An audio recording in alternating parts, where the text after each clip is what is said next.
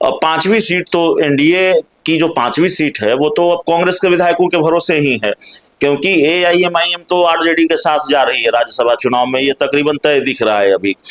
और कांग्रेस के विधायक जिनके बारे में ये खबर आई कि वो तेजस्वी यादव की मीटिंग से 3 विधायक गायब थे, वो शामिल नहीं हुए। अब तो कांग्रेस के 6 विधायकों को लेकर खबर है कि विधायक दल की बैठक हुई है कांग्रेस की, और 6 विधायक शामिल हुए हैं उस बैठक में, और वो इंडिया गठबंधन के उम्मीदवार को वोट देने जा रहे हैं, ऐसा उन्होंने कहा भी है। तो कांग्रेस अगर नहीं टूटी, कांग्रेस के विधायक टूटते हुए नहीं दिखाई दे रहे हैं, तो उपेंद्र कुशवाहा का मामला तो फंस गया फिर।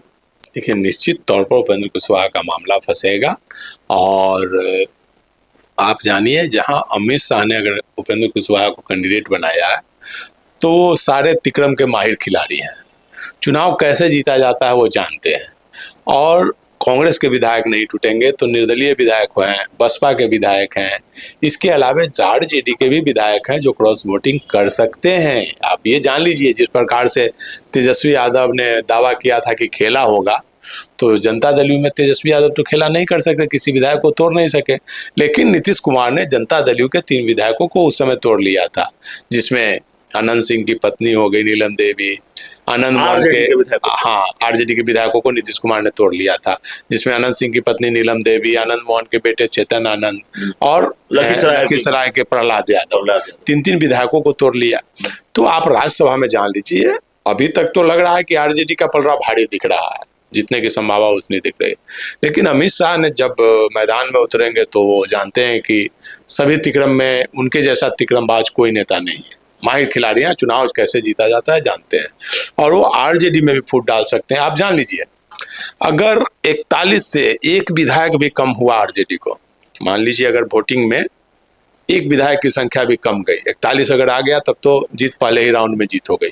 अगर 41 से 40 विधायक हो गए तो फिर सेकेंड राउंड की गणना होगी, और जब सेकेंड राउंड की गणना होगी तो उसमें फिर उपेंद्र कुशवाहा का पलड़ा भारी हो जाएगा, क्योंकि जितने भी विधायक हैं सब सेकंड वरीयता का वोट उपेंद्र कुशवाहा को ही देंगे, और 200 विधायकों का सेकंड वरीयता का वोट अगर उपेंद्र कुशवाहा को रहेगा तो उनका पलड़ा निश्चित तौर पर भारी रहेगा। अगर उपेंद्र कुशवाहा राज्यसभा चुनाव हार गए और तेजस्वी यादव चुनाव जीत गए, या तेजस्वी यादव आरजेडी चुनाव हार गई, उपेंद्र कुशवाहा जीत गए, इसका क्या असर होगा बिहार की राजनीति पर और इन दलों में, जिन दलों से ये उम्मीदवार आते हैं? देखिए, उपेंद्र कुशवाहा हारेंगे तो प्रभाव पड़ेगा निश्चित तौर पर।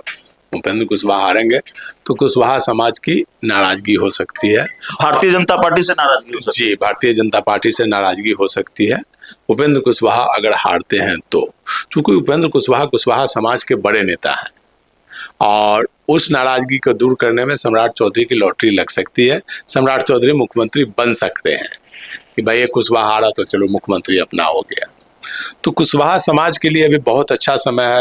हो सकता है उपेंद्र कुशवाहा की ही लॉटरी लग जाएगा, राज्यसभा हारते हैं तो कहीं उपेंद्र कुशवाहा को ही मुख्यमंत्री बना दे भाजपा, क्योंकि कुशवाहा समाज से अगर बनाना चाहेगी तो आप जानते हैं भाजपा कुछ भी कर सकती है। पार्टी का विलय कीजिए, हाँ, मुख्यमंत्री पार्टी का विलय कर देंगे, मुख्यमंत्री जब बना ही देगा तो फिर बचा क्या? उपेंद्र कुशवाहा जी का तो एक ही सपना है मुख्यमंत्री बनने का, और कुशवाहा समाज में उपेंद्र कुशवाहा जी का कद बहुत ही बड़ा है, बड़े कद के नेता हैं, और वो सर्वमान्य नेता हैं, शांत स्वभाव के हैं, सभी दलों से उनके अच्छे तालमेल रहते हैं।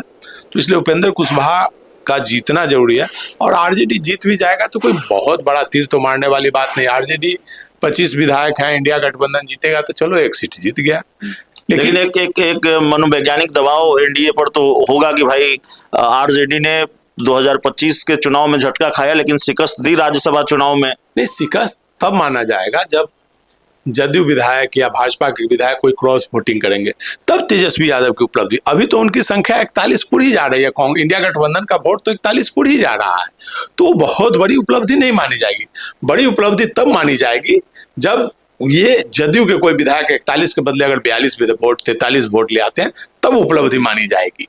और उपेंद्र कुशवाहा की उपलब्धि तब मानी जाएगी जब उनके पास संख्या कम है और वो जदयू, कांग्रेस या ये ओवैसी किसी पार्टी से किसी विधायक को क्रॉस वोटिंग कराते हैं, तो ये एनडीए की बड़ी जीत मानी जाएगी।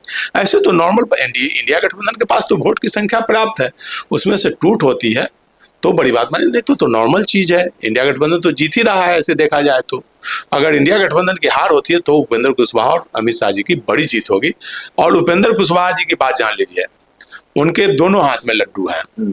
अगर हारते हैं तो भी भाई एक समाज के बड़े नेता बनेंगे हारने के बाद, कि इनको फिर हराया गया, भाजपा के लोगों ने हराया खड़ा करके, जैसे वहां पर तो भाजपा की मुसीबत बढ़ेगी। पहले जेडीयू के नेताओं की नाराजगी, विधायकों की नाराजगी बीजेपी को लेकर है, पहले ही है कि भाई नीतीश कुमार के साथ खेल हुआ है। लोकसभा चुनाव में पवन सिंह को खड़ा करके उपेंद्र कुशवाहा को हरवाया गया, तो कुशवाहा समाज की नाराजगी हुई तो तुरंत उन्हें राज्यसभा भेज दिया गया, बेटा को मंत्री बना दिया गया।